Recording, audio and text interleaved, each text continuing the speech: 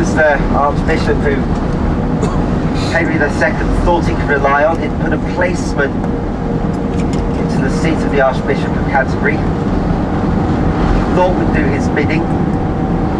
It wouldn't cause too many difficulties, but unfortunately that didn't happen. The loyalty of Thomas à Becket ended up being skewed towards the church rather than towards his master Henry, and Henry couldn't tolerate that and couldn't forgive it, and may not necessarily have wanted his old friend to die, but did make a remark similar to, "Will nobody rid me of this turbulent priest?"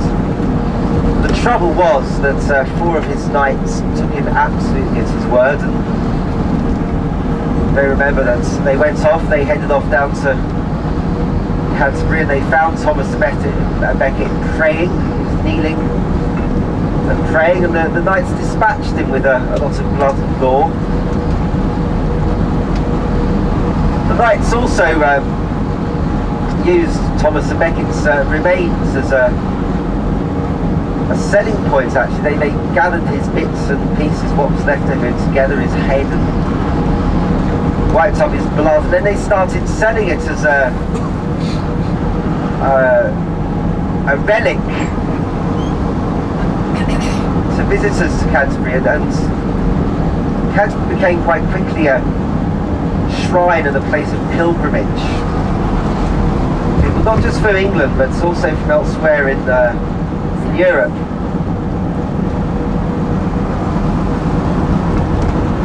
Some of these pilgrimages were actually really quite lively affairs. People think of pilgrimages as hair-shirted, ill, hobbling peasants walking the length and breadth of the country to kneel before the toenail of St. John or the earwax of St. Augustine or whatever, but actually the pilgrimages in the Middle Ages were quite lively affairs. People were travelling in a way that now is taken for granted, but in the 11th, 12th, 13th centuries, travelling beyond your home village was a major event. Going to the market town once a week was probably the furthest most people got in their lives. Travelling hundreds and sometimes further miles, crossing oceans to go on a pilgrimage was really quite a amazing thing. It's like a round the world trip now. It's like if you were going off to all the way down to the southern tip of the Andes or to Antarctica or something. So it's really not to be underestimated, the importance and significance of people doing pilgrimages. The reasons for their pilgrimages, on the other hand, were sometimes rather vague. I said like going to the shrine of a saint who may or may not have been to the particular town to see the relics of somebody's body, or the toenails or pancreas of somebody, and it's not necessarily always truth in the reasons for the pilgrimages. It's I suppose you could call it medieval marketing. But Thomas à Becket certainly was a real man, and was dispatched in a gruesome manner, so it's an important site of pilgrimage. Chaucer wrote the Canterbury Tales and covered the pilgrimages that people made. They're often these lively affairs, much more joyful and gay than one would think of a pilgrimage.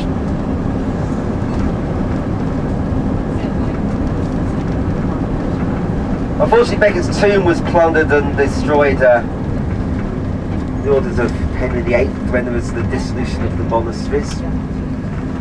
Canterbury was also damaged somewhat, what were called Baedeker raids. The Germans decided to try and destroy the morale of Britain by attacking historic centres like Canterbury and Oxford and Cambridge and Warwick and Exeter and so on. And they developed their target list by reading Baedeker guidebooks. There has been some unfortunate rebuilding of Canterbury, but not anything terrible compared to certain cities. Now, practicality, it's coming up to 25 past 10, and we have to leave Canterbury at 12 o'clock. It's half an hour down to Dover, and we have to check in for our ferry now, so before it departs.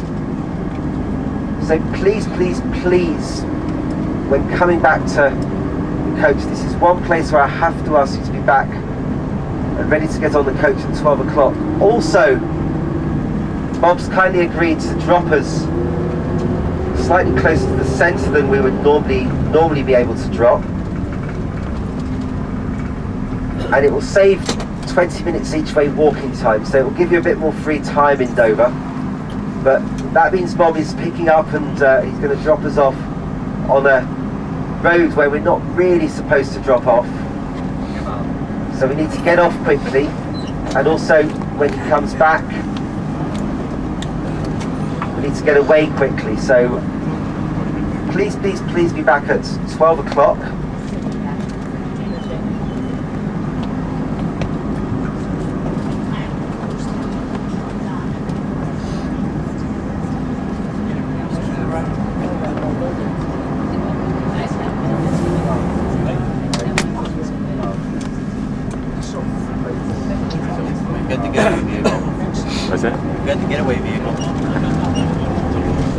Going to be dropping off by the old city walls, so right on the edge of the city centre.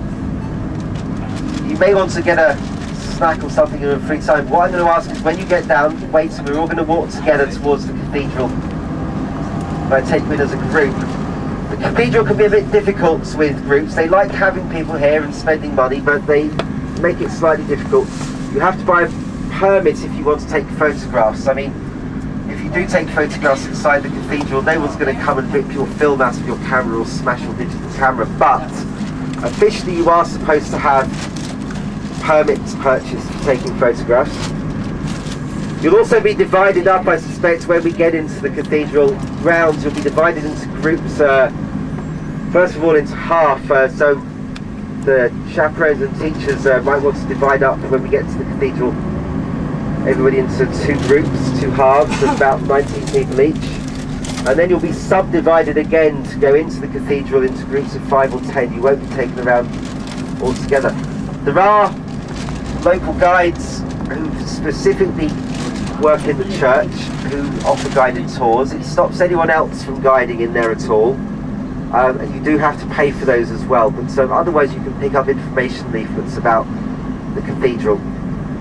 So we're going to go straight to the cathedral and enter together, and then you have some free time, so you may want to get a snack, but I will ask you or remind you that a good place to have lunch is actually on the boat. So it's a nice compact little city. We're going to be dropping quite near to the castle itself.